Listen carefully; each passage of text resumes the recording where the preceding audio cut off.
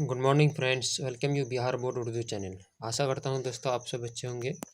आज हम लाए हैं आपके लिए इंटर एग्ज़ाम 12th क्लास के हिंदी चैप्टर 7 का ऑब्जेक्टिव प्रश्न उत्तर। तो दोस्तों वीडियो को पूरा ज़रूर देखें और पसंद आने की सूरत में लाइक शेयर ज़रूर कर दें और कमेंट में हमें ज़रूर बताएं। नए दोस्तों से रिक्वेस्ट है कि सबसे पहले चैनल को सब्सक्राइब करके बेल आइकन पर क्लिक कर दें ताकि नए वीडियो का नोटिफिकेशन आप तक पहुँचते रहे। तो दोस्तों आइए हम अपने मूल्य समय को बचाते हुए बढ़ते हैं अपने प्रश्नोत्तर की तरफ। टॉपिक है दोस्तों कड़बक, जिसके लेखक हैं मलिक मोहम्मद जायसी। इसका पहला प्रश्न है, इनमें से प्रेम की पीर के कवि हैं कौन है? A number Jayasi, B number Nabhadas, C number Surdas, D number Kabirdas. Answer है ए नंबर जायसी। अगला प्रश्न है, कड़बक शीर्षक कविता किसने लिखी है? A number Malik Mohammad Jayasi, B number Tulsidas, C number Surdas और डी नंबर कबीरदास। आंसर है ए नंबर मलिक मोहम्मद जायसी। अगला प्रश्न है, कवि मलिक मोहम्मद जायसी का जन्म कब हुआ था? ए नंबर 15वीं शताब्दी उत्तरार्ध अनुमान 1490, बी नंबर 15वीं शती उत्तरार्ध अनुमान 1491, सी नंबर 15वीं शती उत्तरार्ध अनुमान 1492 और डी नंबर 15वीं सदी उत्तरार्ध अनुमानत 1493 ईस्वी। आंसर दोस्तों सी नंबर 15वीं सदी उत्तरार्ध अनुमान 1492 ईस्वी में। अगला प्रश्न है, मलिक मोहम्मद जायसी का निवास स्थान कहाँ था? ए नंबर जायस कब्र अमेठी लाहौर, बी नंबर जायस कब्र अमेठी हरियाणा, सी नंबर जायस कब्र अमेठी मध्य प्रदेश, डी नंबर जायस कब्र Amethi Uttar Pradesh. Answer D number Jais कब्र अमेठी उत्तर प्रदेश में। अगला प्रश्न है, कवि मलिक मोहम्मद जायसी के पिता का नाम क्या था? A number Malik Sheikh Mamrez Malik Raje Ashraf, B number Malik Mamrez Sheikh, C number Sheikh Malik Mamrez और D number Raje Malik Mamrez. Answer A number Malik Sheikh Mamrez Malik Raje Ashraf. अगला प्रश्न है, कवि मलिक मोहम्मद जायसी के गुरु का नाम क्या था? ए नंबर सूफी संत अशरफ और सैयद जहांगीर अशरफ, बी नंबर सूफी संत शेख मोहिदी और सैयद अशरफ जहांगीर, सी नंबर सूफी संत मोहिदी शेख और जहांगीर सैयद, नंबर सूफी संत मोहिदी शेख और जहांगीर। आंसर दोस्तों बी नंबर सूफी संत शेख मोहिदी और सैयद अशरफ जहांगीर। अगला प्रश्न है, कवि मलिक मोहम्मद जायसी की वृत्ति का क्या थी? नंबर आरंभ में जायस में रहते हुए किसानी, बी नंबर बाद में शेष जीवन फकीरी में, सी नंबर बचपन में ही अनाथ साधु फकीरों के साथ भटकते हुए जीवन बीता, डी नंबर उपयुक्त सभी। आंसर डी नंबर उपयुक्त सभी। अगला प्रश्न है, कवि मलिक मोहम्मद जायसी की कृतियों के नाम बताएं। ए नंबर पद्मावत अखरावत, बी नंबर आखिरी कलाम चित्रलेखा, सी नंबर कहरनामा मसला या मसलानामा, सी नंबर उपयुक्त सभी। आंसर डी नंबर उपयुक्त सभी। अगला प्रश्न है, जायसी की भाषा कौन सी थी? A number Awadhi, B number अपभ्रंश, सी नंबर प्राकृत, डी नंबर पाली। आंसर डी नंबर अवधी।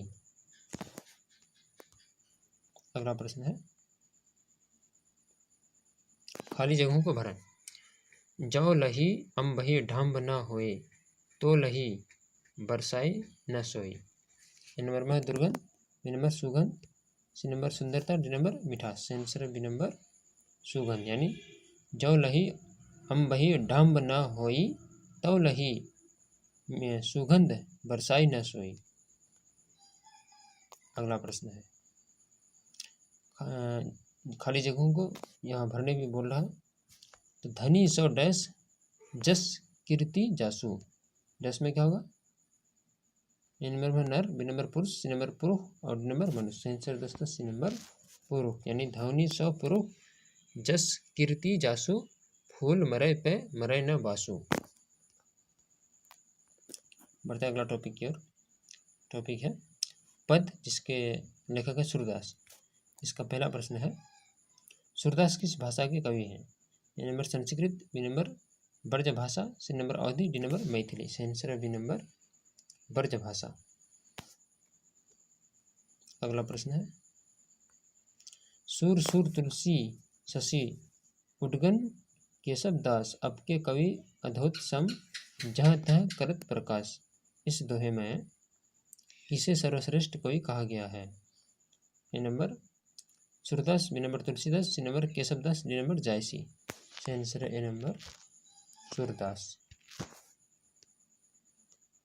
अगला प्रश्न है, सूरदास का जन्म कब हुआ था? ए नंबर 1477 अनुमानित, बी नंबर 1478 अनुमानित, सी नंबर 1479 अनुमानित, डी नंबर 1480 अनुमानित। सही आंसर है बी नंबर 1478 अनुमानित। अगला प्रश्न है, सूरदास का निधन कब हुआ था? ए नंबर 1581, बी नंबर 1582 ईस्वी, सी नंबर 1583 ईस्वी, डी नंबर 1584 ईस्वी। सही आंसर है सी नंबर 1583 ईस्वी में। अगला प्रश्न है, सूरदास का जन्म कहाँ हुआ था? ए नंबर बनारस के निकट पीटी नामक ग्राम, बी नंबर पंजाब के निकट सिटी नामक ग्राम, सी नंबर हरियाणा के निकट पीही नामक ग्राम, और डी नंबर दिल्ली के निकट सीही नामक ग्राम। सही आंसर है दोस्तों डी नंबर दिल्ली के निकट सीही नामक ग्राम में। यहाँ भी खाली जगहों को भरने बोल रहा है। प्रश्न है, कछु खात कछु धरनी गिरावत, डैश निर्खति नंद रानिया। ये नंबर में है सुंदरता, बी नंबर रूप, सी नंबर छवि, डी नंबर शकल। सही आंसर है सी नंबर छवि। अगला प्रश्न है, सूरदास की अभिरुचि किस काम में थी? ए नंबर पर्यटन, बी नंबर उत्संग, सी नंबर कृष्ण भक्ति एवं वैराग, डी नंबर उपयुक्त सभी। सही आंसर डी नंबर उपयुक्त सभी। अगला प्रश्न है, सूरदास के दीक्षा गुरु कौन थे? ए नंबर महाप्रभु वल्लभ भाचार्य, और B number Mahaprabhu Ramanandacharya, C number Ramanand, D number Vitthalnath. सही answer A number Mahaprabhu Vallabhacharya. अगला प्रश्न है, सूरदास का व्यक्तित्व कैसा था?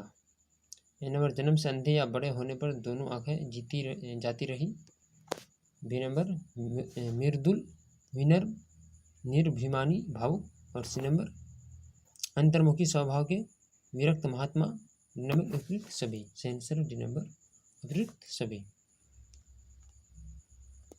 अगला प्रश्न है, सूरदास की कृतियों के नाम बताएं। ए नंबर सूरसागर, बी नंबर साहित्य लहरी, सी नंबर राधा रसकेली, सुरसरावली, और डी नंबर उपयुक्त सभी। सही आंसर है दोस्तों डी नंबर उपयुक्त सभी।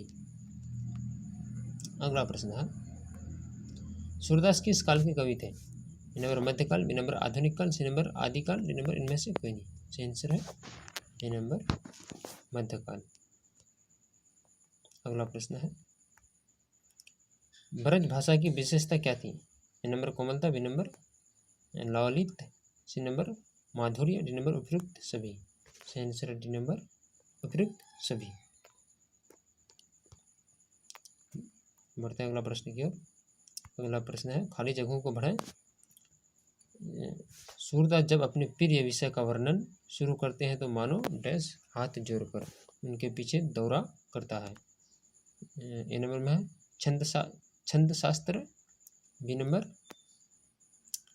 अलंकार शास्त्र, डी नंबर उपमा शास्त्र, और डी नंबर रूपक शास्त्र। सही आंसर है दोस्तों बी नंबर अलंकार शास्त्र। अगला प्रश्न है, सूरदास ने शिक्षा कैसे ग्रहण की? ए नंबर स्वाध्याय द्वारा ज्ञानार्जन, और बी नंबर काव्य रचना एवं संगीत का विशद ज्ञान एवं अभ्यास। सी नंबर विशाल लोक ज्ञान। और डी नंबर उपयुक्त सभी। सही आंसर है डी नंबर उपयुक्त सभी। अगला प्रश्न है, सूर्य के काव्य के 3 प्रधान विषय क्या है? ए नंबर विनय भक्ति, बी नंबर वात्सल्य, सी नंबर प्रेम श्रृंगार, डी नंबर उपयुक्त सभी। सही आंसर डी नंबर उपयुक्त सभी। अगला प्रश्न है, सूरदास के पद किस पुस्तक से लिए गए हैं? A number Sursagar, B number साहित्य लहरी, सी नंबर राधार सकेल और डी नंबर सूर सारावली। सही आंसर है ए नंबर सूरसागर से। तो यह दोस्तों इंटर एग्जाम 12th क्लास के हिंदी चैप्टर 7 का ऑब्जेक्टिव प्रश्न उत्तर। दोस्तों तब तक के लिए आप अपना बहुत सारा ख्याल रखिए। मिलते हैं अब अगले वीडियो में। दीजिए मुझे इजाज़त। धन्यवाद।